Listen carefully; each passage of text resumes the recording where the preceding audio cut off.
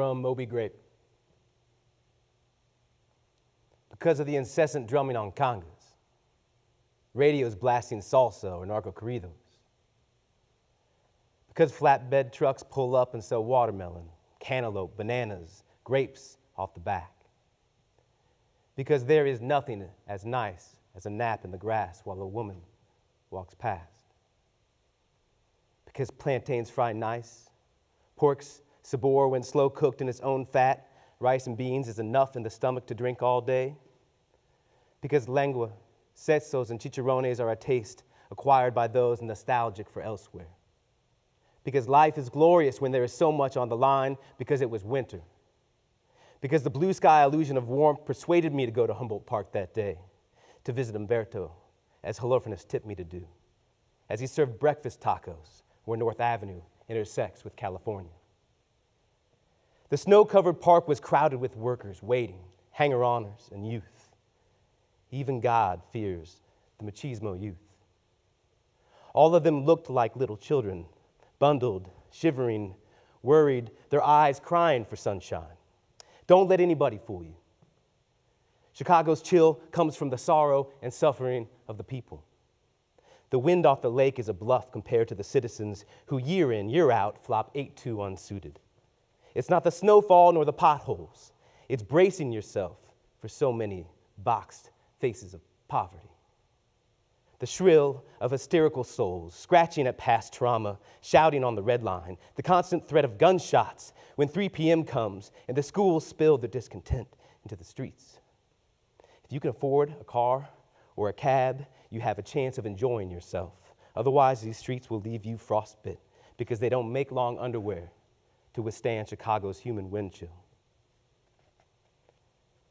I eyed Humberto from 20 yards away.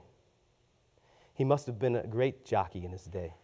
So small, tiny like a baby on the back of that horse. There's no way that the man standing next to him could be his brother, Roberto. He towered twice his height. Humberto moved quickly and brightly, pulling hot tacos wrapped in aluminum from the insulated container in the back of his truck. His little fingers nimbly with the brown bags and napkins, taking money and shoving it in his jeans pockets. As I approached, I heard the all-too common greeting of "Güero, güero," whispering among the crowd. "Un conejo y un chivo, por favor." "Güero no like the chivo." His voice, almost comedic. "Sí, I like."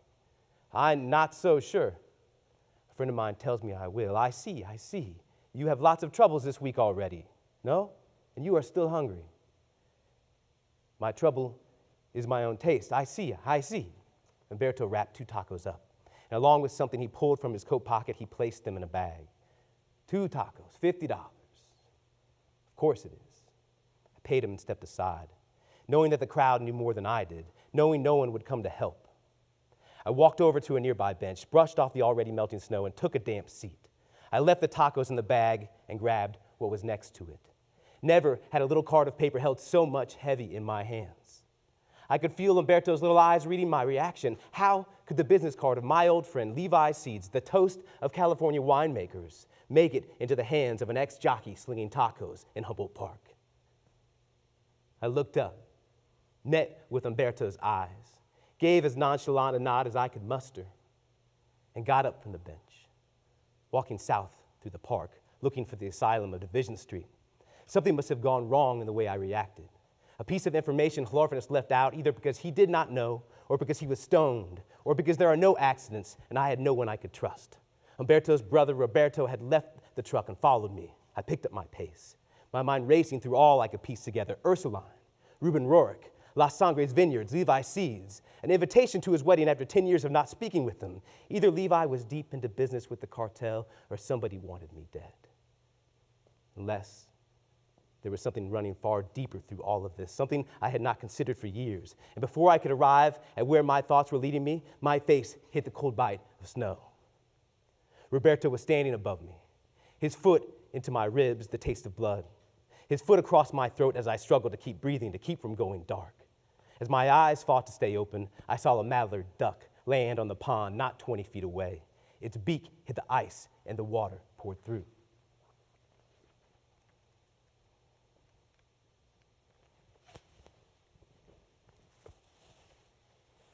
from in the penal colony.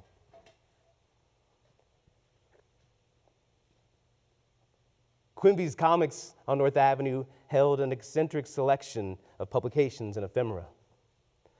On the magazine racks, one could find titles like Cheesecake, Subterranean Psychonaut Hygiene, Day Trades from the Cuddle Puddle, as well as endless shelves of Xerox pages folded in half and stapled together, filled with drawings and words, seemingly created by other residents in the vicinity, things that discuss their anecdotes about avoiding capitalism, or their taste in perverse, sadistic, narcoleptic teachings on taking over insomniac minds, or simply a sparse gathering of words coupled with copious images. I never knew if I were holding the work of a train-jumping, knife-wielding troubadour or a mystical, moon-charged madam.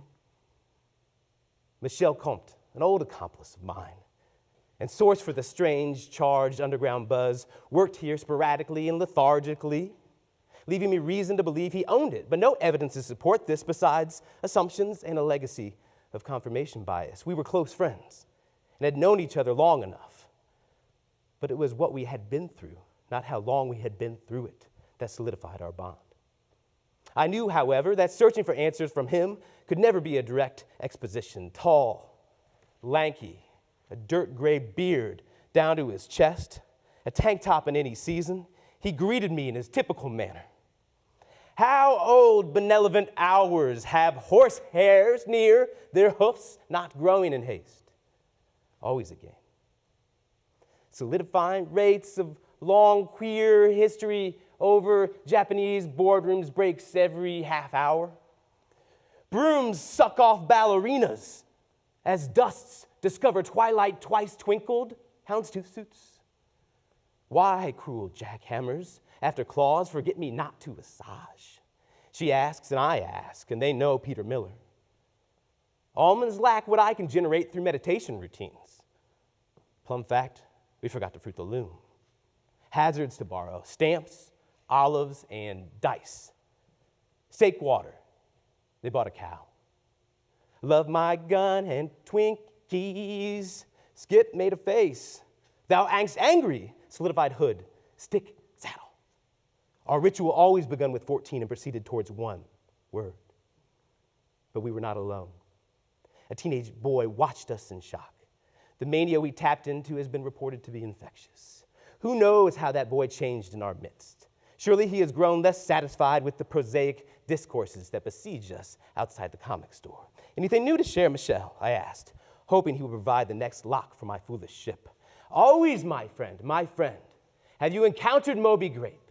It has a frenetic propensity, unrequited freedom, unhindered consequences that will never be comprehended beyond the first moment of beholding. Consider that. It might not be true. Moby Grape, reborn in the breath of another tongue by the artist Reuben Warwick, lost for centuries, friend. My friend, he dug it up at Pai Mai estate sale in Beijing. The deceased was the last of an esoteric Buddhist lineage, specializing in the creation of dream objects. Not what you would assume. Their meditations were performed collectively, actively composing the landscapes, the houses, the little knickknacks, all the household and civic items of the most irregular type you could or could not imagine. They forged them, and then, my friend, they cast their creations into the worlds of those who happen to be dreaming at that very moment. At random, consider that. Pai Mai's collections of books include a series of comics named simply by the Aleph, which Reuben Rourke has translated as Moby Grape, yet I would translate, my friend, as his labyrinthine story, my friend. Wouldn't you agree that is more suiting? Reuben took it upon himself to continue this lineage of dream meditations, and the comic, well, there it is. No, here it is. Don't just consider the idea, be it. See it, my friend. I should like to take it with me. The price suggests extravagance, but friend, my friend, considering the story behind it, someone like you should understand. Ring me up. Around and around again, he turned to the teenage customer. And you, my boy, would you like to taste a madness far greater than LSD? Speak up. Well, I'll take your silent acquiescence to yes. Come with me in the back room. There we keep our most curious editions. The knowledge within them shall diversify your perspective into a stunning crest of intuitive epiphanies. In the shadow of Michelle's debauchery, I snuck out, leaving a quarter on the counter, and headed up Winchester. Or was it Walcott?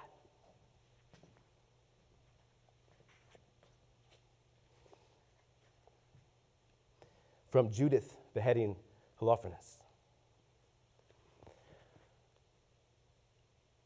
He said he was an urban planner.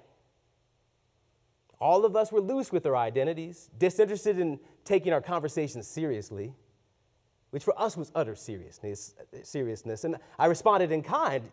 I, too, am an urban planner. I planned Atlantis. I planned Nineveh, Harappa. You are Oglethorpe. I am Houseman. Miriam's apartment was lit with faces talking excitedly, lost in talk, moved by talk. You did not have to hear the words to understand it through the bodies. The arms, the shaking, the wide eyes, and the little dances happening everywhere. Well, he said, Judith, do you smoke? I like to discuss such things over a cigarette or when I'm eating. We should do that or the other. There was something serious about the way he said this, and that terrified me. I wanted to suggest that we were talking already, and we should continue to do so now. Of course, I smoked, but now. Now, Judith, Penelope interrupted us before I could say anything more. What do you think? Is Holofernes a real urban planner? Or is it just a farce to get me in bed? Penelope, if being an urban planner was all it took to sleep with you, then I would have built a dozen cities by now. And I would have. She knew it. We were just making plans to get together this week. Where should we meet, Judith? I thought we were meeting right now, I said. You know Atomics, Penelope said. We stayed there the other morning for coffee when you came over to my place.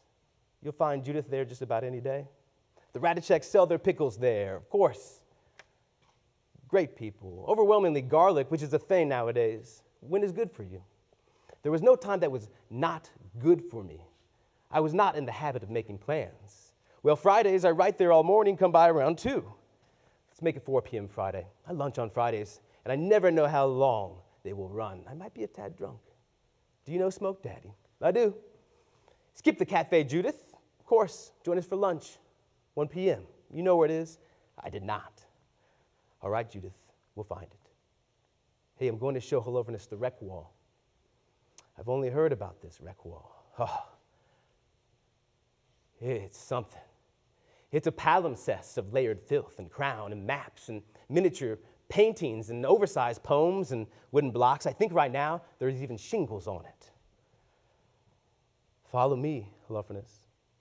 I wanted it to be me she said it to.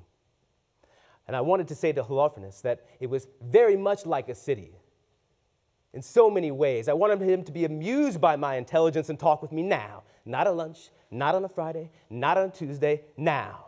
My neurotic desire for a wellspring of joy, a fountainhead of blood. I wanted to kill him then and there. Our actors' friends were out with us that night. We called them the actors. And they performed their moods, their stories, extracting love and bright visions directly from the supernovas as they simultaneously drilled their bodies through the earth. I loved the actors. I really did. And Miriam's apartment teetered with excitement, a perfect juncture of all I wanted my city life to be. Finishing my glass of whiskey, I announced, I am John Baptiste. I designed your city. And immediately from across the room, Wes met my eyes, lit up and responded, I am Ponce de Leon. Then Miriam, coming out of the bathroom, Amelia Earhart is my lover. I proceeded to the kitchen to pour another. The door between the deck and the apartment was open. Most of the cigarettes were being smoked near there. The actors picked up the game and stood up from where they were sitting on the chairs and couch in the living room. They followed me, and everyone joined in. I've gathered all the sidewalks across my body. Watch the buildings crumble back into the earth. The dining room has no furniture except for several wooden chairs. Its floor is covered with at least a dozen small oriental rugs. Your city is havoc and fantasy, all pleasure and wood. all of them knockoffs except one which her grandmother had passed on to Miriam in her will. Tongue my platform to taste my trains. Miriam loved her grandmother and designed the room in memory of her. The rugs of overlapping each other and climbing the walls, almost as high as the dark oak-based molding.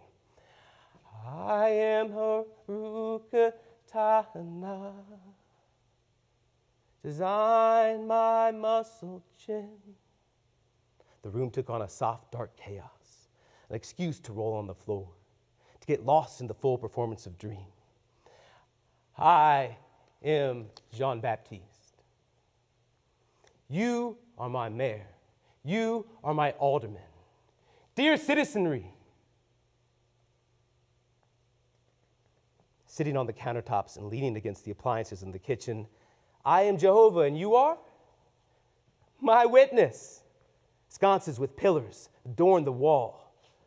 I am Simone de Beauvoir. Where is the ghost of Nelson Hallgren? The other wall was the rec wall, which Penelope was showing her lawfulness. Every inch of it some spontaneous act, some art, some object taped.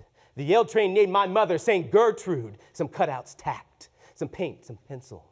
I am Jane Addams, licking the bootstraps of Irish muffalata. Everyone was free to add on and add on. Welcome to my comic book. And even raise what they wanted, destroy what they would, only to build again and again atop this bulging mess of terrain.